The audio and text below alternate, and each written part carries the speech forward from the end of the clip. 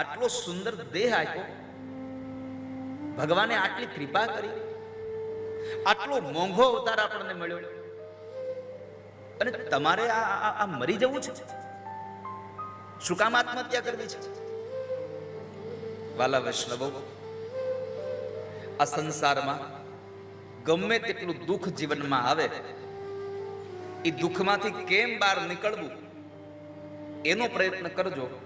પણ જિંદગીમાં ક્યારેય એવું ન વિચારતા કે હવે મરી જવું જોશે.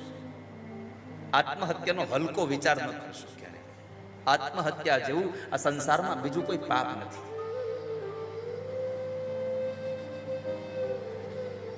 જો દુઃખના સમયમાં, તમારી વિકટ સ્થિતિમાં તમે ખરાબ વિચાર કરવા લાગશો તો દુઃખ જીતી જશે ને તમે હારી જશો. તમારે જીતવું છે તો તમારા વિચારો સારા હોવા જોઈએ.